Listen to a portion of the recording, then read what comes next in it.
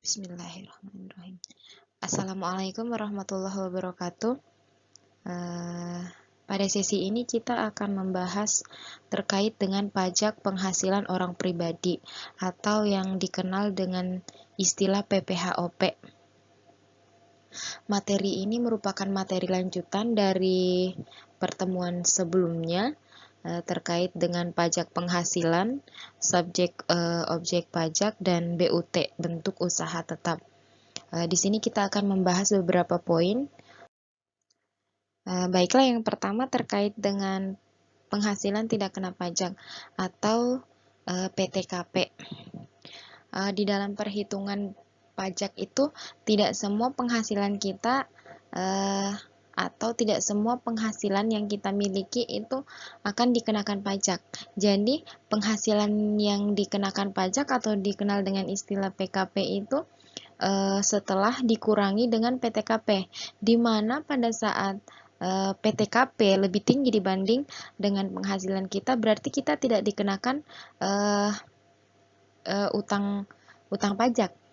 Begitu pula sebaliknya, di saat PTKP lebih rendah atau PKP kita lebih tinggi, penghasilan kita lebih tinggi, maka kita harus membayar pajak. Nah, besar dari penghasilan tidak kena pajak ini diatur dalam PMK, Peraturan Menteri Keuangan Nomor 101 Tahun 2016. Jadi besar dari PTKP ini lumayan cukup besar, ini digabung dalam setahun. Jadi sebenarnya PPH atau pajak penghasilan orang pribadi itu kan dikenakannya 1 tahun pajak. Jadi PTKP ini dihitung 1 tahun pajak, di mana nilainya itu 54 juta untuk diri wajib orang pribadi. Jadi 54 juta ini akan menjadi pengurang atau penghasilan tidak kena pajak seorang individu atau wajib pajak. Jika penghasilannya itu kurang dari 54 juta, berarti dia tidak wajib untuk membayar pajak, cukup untuk melaporkan pajak. Namun jika penghasilannya melebihi dari PTKP, maka wajib pajak ini harus membayar pajak atau istilah PPH. Kemudian ada tambahan, jika dia sudah menikah, ditambah lagi 54 juta tersebut ditambah dengan 4,5, 4.500.000. Kemudian jika istrinya juga berpenghasilan, jadi dua-duanya pasangan suami istri bekerja. Misalnya saya dengan suami saya mengajar, saya pun mengajar. Otomatis ada 2 penghasilan. Jadi ditambah lagi PTKP-nya 54 juta. Jika penghasilan suami dan istri itu digabung, nanti akan ada perhitungan antara saat penghasilan suami istri digabung atau dipisah, itu ada. Kemudian tambahan, setiap anggota keluarga yang dimaksud itu tanggungan dari wajib pajak itu hubungan sedarah semenda. Nanti akan dijelaskan di slide selanjutnya. Besar dari tanggungan ini maksimal 3 orang. Jadi kalau misalnya punya anak 10 orang, yang ditanggung cuma 3 orang. Nah, ini hubungan sedarah dan semenda. Maksud semenda itu kalau sedarah ayah ibu kan. Jadi hubungan keluarga secara biologis. Sedarah secara biologis ayah dan ibu kita, jadi satu level ke atas yang bisa ditanggung ya, satu level ke atas dan satu level ke bawah. Sedangkan untuk ke samping itu tidak. Jadi cuman ayah ibu ke atas, buat yang saudara ya, ayah ibu ke atas, kemudian anak kandung. Nah, beda halnya dengan semenda. Semenda itu yaitu semenda intinya itu keluarga dari pasangan kita. Misalnya mertua. Kalau ke atas itu mertua, yang ke bawah itu anak tiri. Anak tiri pun harus ada pengesahan dari pengadilan. Ini yang hubungan keluarga yang ada dalam PTKP yang diakui oleh pemerintah untuk dijadikan sebagai tanggungan. Nah, ini terkait dengan status PTKP. TK diistilahkan dengan tidak kawin. Tidak kawin itu jadi wajib pajak hanya menanggung diri pribadi, kemudian ditambah dengan banyaknya tanggungan. Anggota keluarga yang dimaksud di sini karena belum kawin berarti tidak punya pasangan. Kemungkinan besar dia menanggung kedua orang tuanya. Jadi yang ada tuh cuman hubungan sedarah. Kemudian yang kedua ada kawin. Kawin ini yang dimaksud adalah kawin di mana istrinya tidak bekerja. Jadi ditambah dengan banyaknya tanggungan anggota keluarga. Jadi istri itu tidak termasuk di dalam tanggungan. Kan batas tanggungan tadi 3 orang. Tidak termasuk istri. Saat sudah menikah mereka sudah sepaket. Jadi wajib pajak orang pribadi ditambahkan dengan istri yang 4,5 sama dengan nilai PTKP buat tanggungan. Tapi ditekankan sekali lagi, di sini istri yang dimaksud itu istri itu bukan tanggungan, tapi sudah sepaket dengan wajib pajak. Nah, yang kedua KI, kawin dan istrinya memiliki penghasilan sendiri, di mana penghasilan itu digabung perhitungannya dengan penghasilan suami. Kemudian ditambahkan dengan banyaknya anggota keluarga, tanggungan anggota keluarga. PH itu secara tertulis wajib pajak yang sudah menikah namun secara tertulis melakukan pemisahan harta. Maksudnya pemisahan penghasilan. Kalau yang KI tadi itu penghasilan digabung, PH ini penghasilan dipisah. Kemudian HB. HB ini wajib pajak telah menikah dan hidup berpisah atau istilahnya divorce ya, cerai. Namun memiliki tanggungan anggota keluarga, kemungkinan besar anak. Ini saya kemungkinan besar adalah anak. Kemudian nah, ini status PTKP yang tadi telah kita jelaskan di slide sebelumnya. WP yang di WP tidak kawin atau diberi kode TK. TK itu menanggung diri pribadi dan banyaknya tanggungan anggota keluarga maksimal 3. Kemudian nilainya ini kalau misalnya TK 1 tanggungannya 1, tidak kawin terus tanggungan 1 itu 58 juta ditambahkan dengan 4,5. Begitupun TK 2 ditambahkan dengan 4,5 kali 2, ini 4,5 kali 3. Kemudian WP kawin, tadi yang saya sebutkan di slide sebelumnya, kawin itu sudah sepaket dengan istri. Jadi tanggungannya 3, itu tidak termasuk dengan istrinya. PTKP-nya di K0 itu wajib pajak sudah ditambah dengan pasangan. Kemudian wajib pajak kawin dan penghasilan istri digabung. Nih, lebih tinggi PTKP-nya. Selanjutnya terkait dengan penggabungan penghasilan.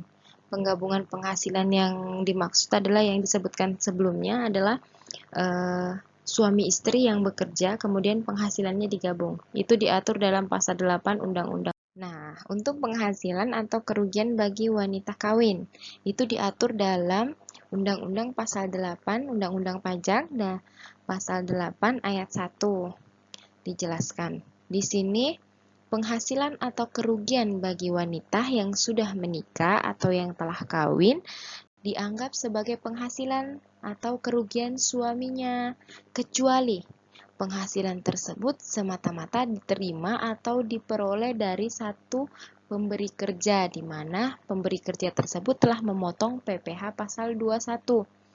Kemudian, pekerjaan tersebut tidak ada hubungannya dengan usaha atau pekerjaan bebas suami atau anggota keluarga lainnya. Jadi, penghasilan wanita selama ada hubungannya dengan penghasilan suami dianggap sebagai penghasilan suami, kecuali yang pertama tadi dijelaskan, seorang istri mendapatkan pekerjaan dari satu pemberi kerja yang memotong PPh pasal 21. Di sini lebih detail, penghasilan istri itu terbagi atas dua. Ada penghasilan bekerja pada satu pemberi kerja. Misalnya saya nih sebagai pengajar. Nah, penghasilan istri digabung. Saat penghasilan istri digabung berarti istri memilih untuk tidak memiliki NPWP. Jadi istri itu penghasilannya digabung, maksudnya penghasilan istri itu dalam perhitungan pajak menggunakan satu NPWP suami. Kemudian dihitung PPh terutang istri dan dibandingkan dengan penghasilan neto suami. Nanti akan ada perhitungannya. Kemudian PPh 21 yang telah dipotong oleh pemberi kerja tersebut dapat dikreditkan dalam PKP atau PPh terutang. Kemudian yang kedua, bekerja pada lebih dari satu pemberi kerja. Perempuan yang misalnya mengajar, kemudian berbisnis, kemudian beliau juga seorang akuntan. Nah, penghasilan istri digabung, jadi statusnya KI. Nanti PPh 21, PPh 22, 23 dari penghasilan istri itu akan dikreditkan. Berbeda tadi dengan bekerja pada satu pemberi kerja. PPh yang dipotong kan cuma satu, PPh 21 karena PPh sebagai karyawan. Nah, yang kedua ini istrinya melakukan banyak pekerjaan, penghasilannya banyak. Jadi yang dikreditkan juga banyak. Suami istri dikenakan pajak secara terpisah, juga dibahas di dalam Undang-Undang Pajak Pasal 8 Ayat 2 dan 3. Yang pertama itu hidup terpisah, di mana perhitungan PKP dan pengenaan pajaknya dilakukan sendiri-sendiri. Jadi udah divorce. Kemudian yang kedua, istri memilih menjalankan hak dan kewajiban sebagai wajib pajak. Jadi istri ber-NPWP, suami ber-NPWP. Jadi tidak digabung perhitungannya. Kemudian yang ketiga ini mengadakan perjanjian pemisahan harta secara tertulis. Perhitungan pajaknya kedua kasus ini penghasilan neto suami istri digabung. Penghasilan neto suami istri digabung. Besar pajak yang harus dilunasi oleh masing-masing suami istri sebanding dengan penghasilan neto. Jadi perhitungan tetap digabung ya. Nanti kita akan belajar insya Allah perhitungannya. Nih, untuk penghasilan anak yang belum dewasa. Jangan salah, anak yang belum dewasa juga dikenakan pajak. Nah, anak yang belum dewasa itu kan masih aset kedua orang tua.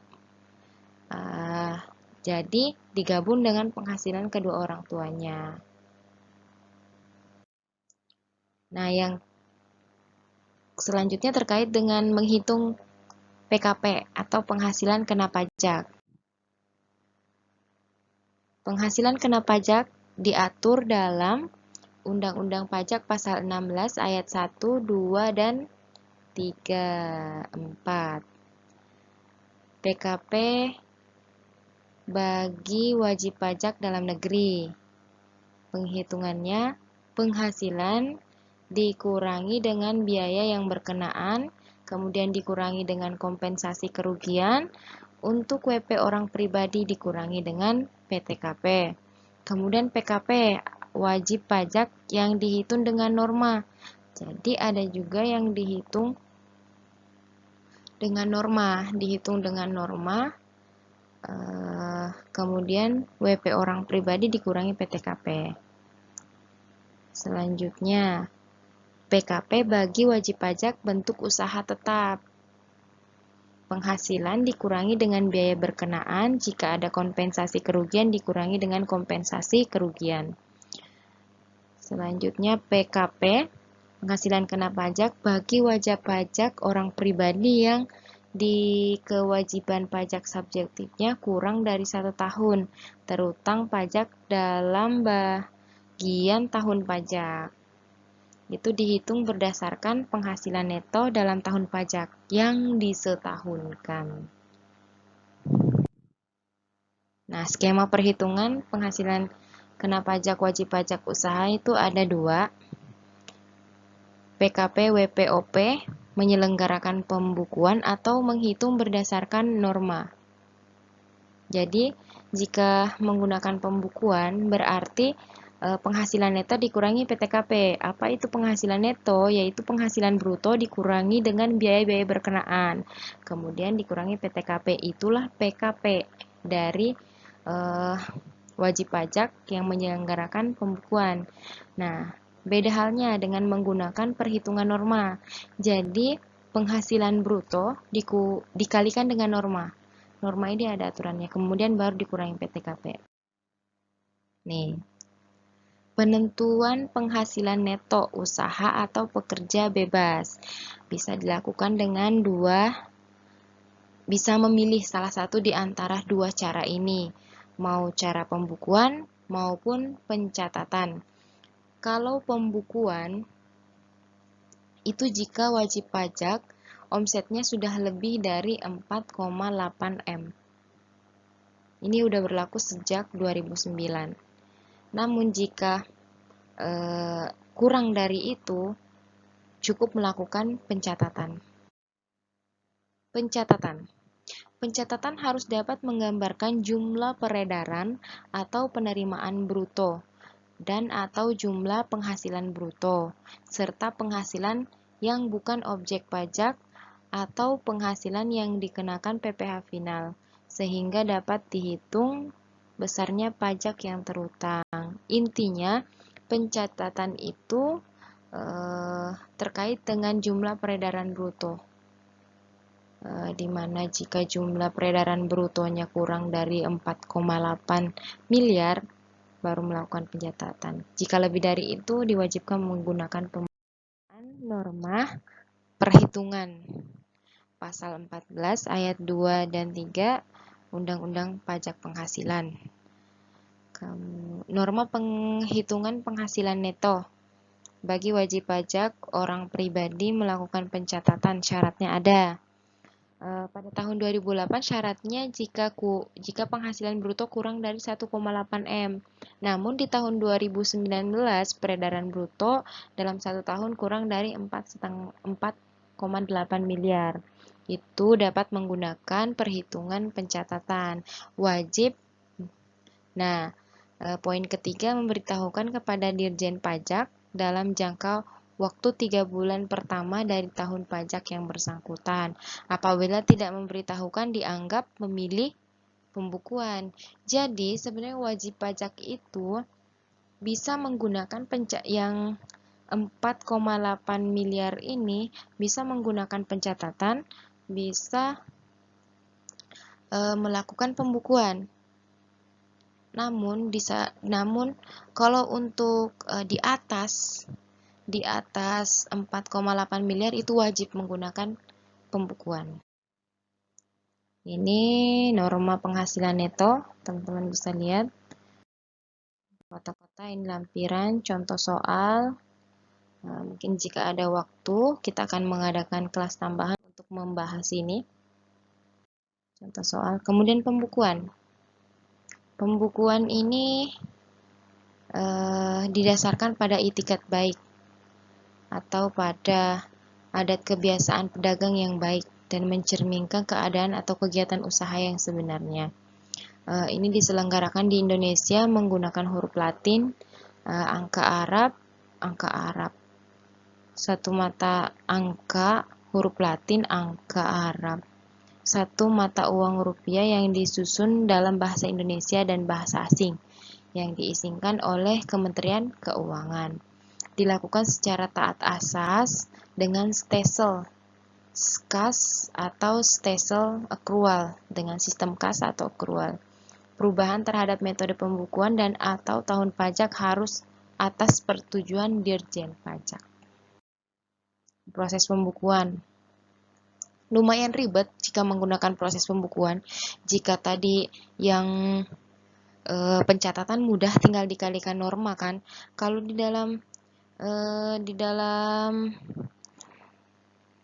pembukuan itu agak ribet karena tidak semua apa yang tercantum di dalam laporan keuangan itu akan sama dengan laporan fiskal, tidak.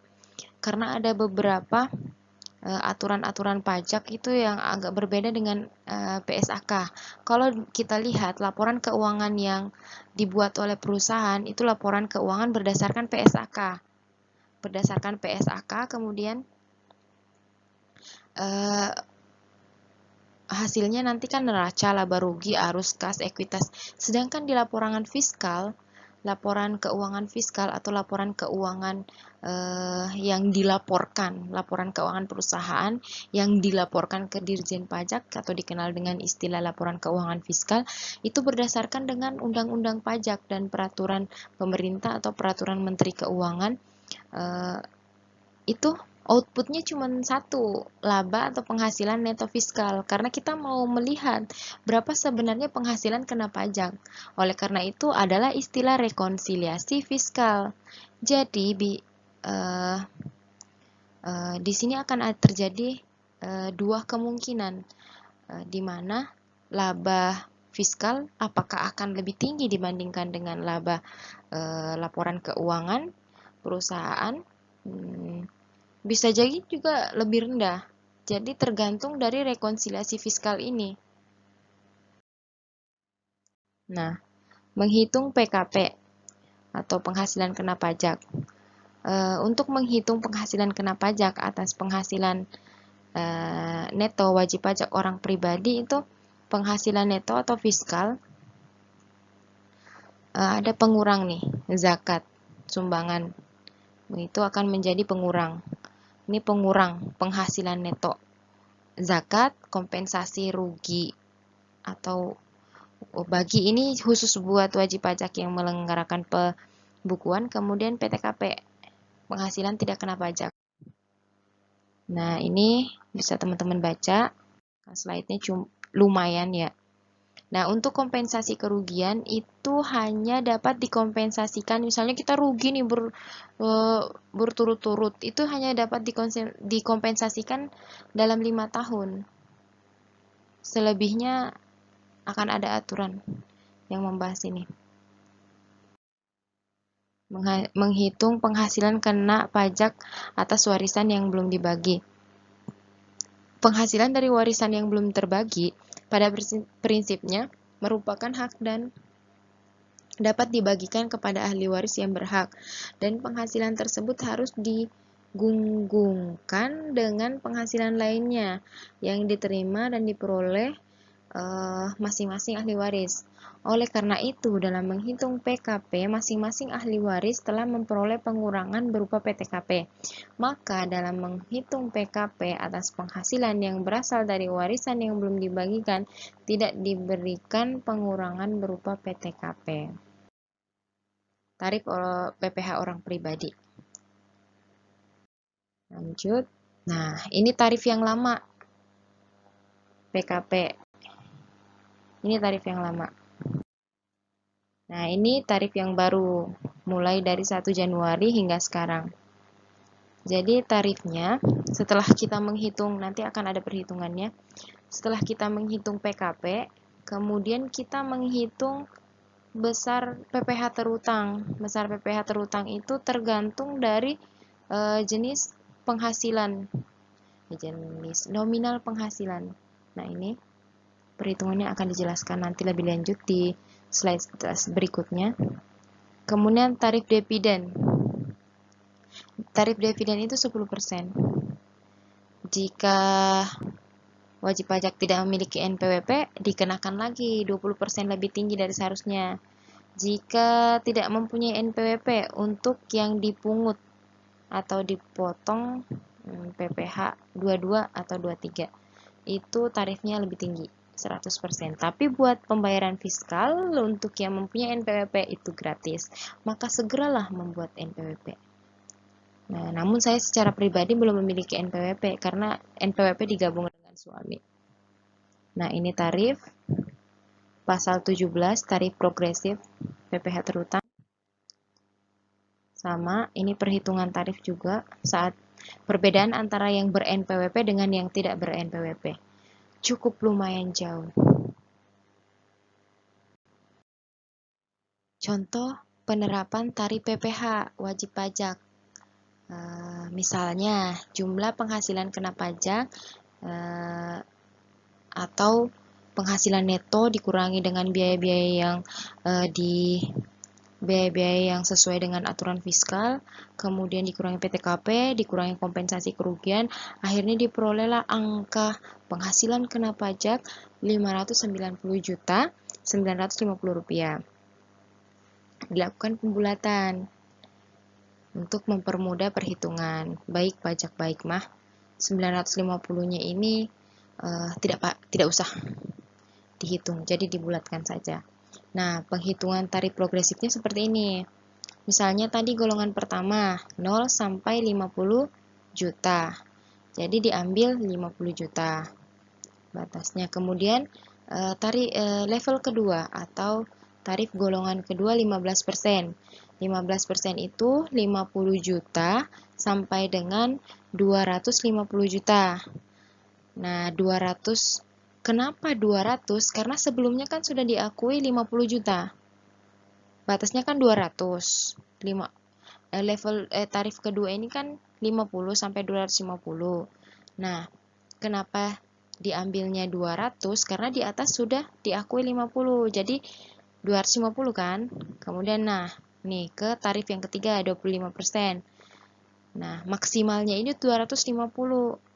Meskipun range-nya itu dari 250 hingga 500. Kan di atas sudah ada 50 ditambah 200, 250 ditambah 250 juta. Itu kan sudah 500 juta. Kemudian ke tarif 30% itu sisanya. Sisa dari yang tarif 5%, 15%, 25% itu sisanya. Kemudian dijumlahkan. Nah, 122 juta inilah yang menjadi PPh terutang. Dari PKP 590 juta, kan lumayan ini mah. 122 juta. Selanjutnya, terkait dengan utang pajak penghasilan. Apa utang pajak penghasilan? Coba kita lihat.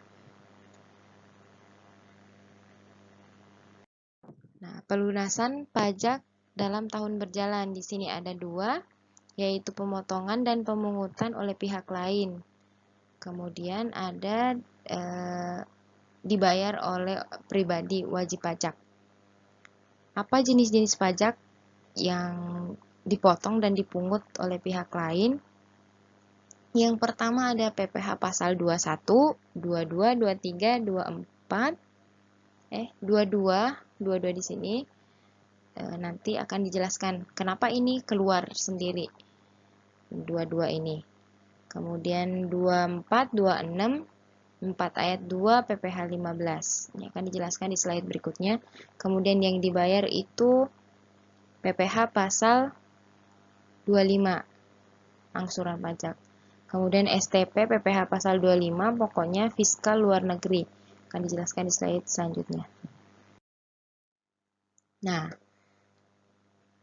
ini yang dipotong atau dipungut oleh pihak lain, atau biasa dikenal dengan istilah output.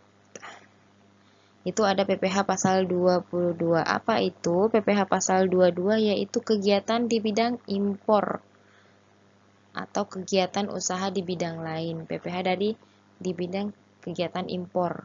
Tadi dipisahkan. Kemudian PPh pasal 23. 23 itu dari dividen, bunga, royalti, sewa, hadiah, dan penghargaan imbalan lainnya. Kemudian yang keempat itu pajak yang dibayar terutang atas penghasilan luar negeri. Itu juga boleh dikreditkan. 25 apa?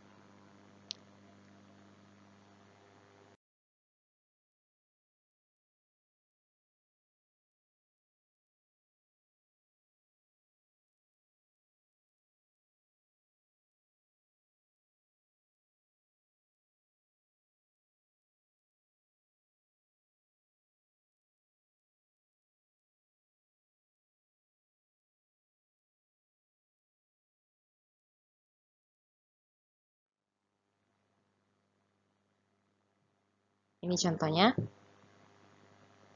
Jadi, Andianto ini merupakan wajib pajak K3. K3 tadi kita kembali lagi, K itu berarti dia kawin. Kawin, istri tidak bekerja, tanggungannya 3. Terdaftar sebagai WP di KPP Pratama Jakarta Matraman sejak 1 Mei 2010. Peredaran bruto bulan Mei 75 juta. Penghasilan neto berdasarkan pembukuan 9 juta. Jadi, PPh pasal 25 bulan Mei, penghasilan neto 9 juta, itu disetahunkan dahulu. Setelah dapat, kemudian PTKP ini masih menggunakan PTKP yang lama ini. Bukan PTKP yang baru. Kemudian, penghasilan kena pajaknya ketemu, dikalikan tarif progresif, selanjutnya ketemulah angka PPh terhutang. Nah, angka PPh terhutang inilah yang akan dibagikan 12. Inilah yang diangsur selama tahun pajak tiap bulannya.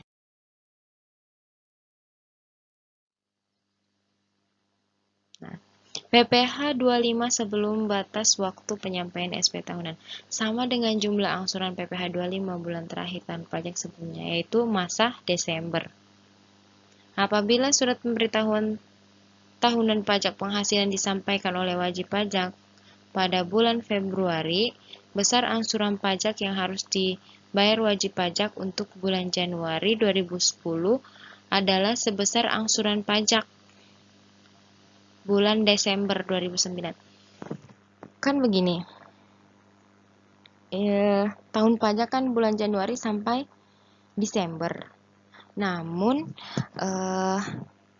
biasanya SPT itu keluarnya di bulan Februari dan dibayarkan di bulan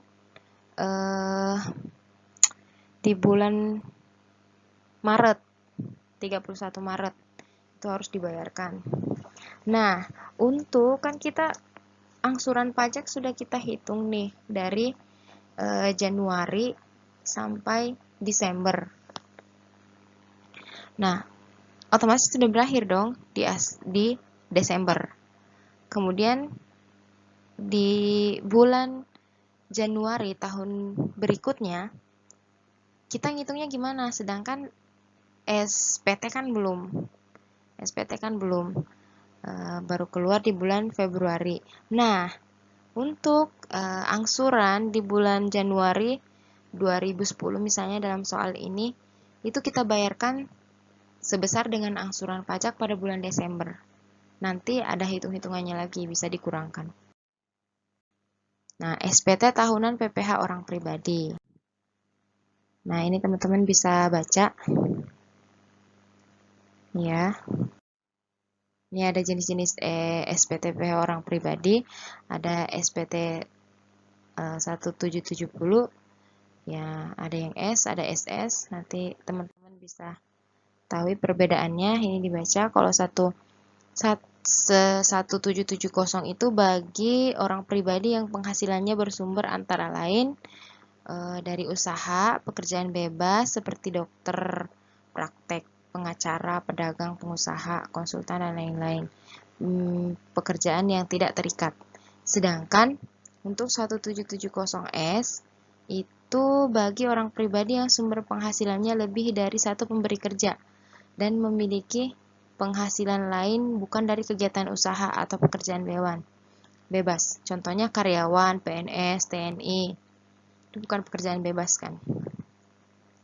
Kemudian yang SS, bagi orang pribadi yang sumber penghasilannya dari satu pemberi kerja dan jumlah penghasilan brutonya tidak melebihi dari 60 juta setahun, serta tidak terdapat penghasilan lain kecuali penghasilan dari bunga bank dan bunga koperasi.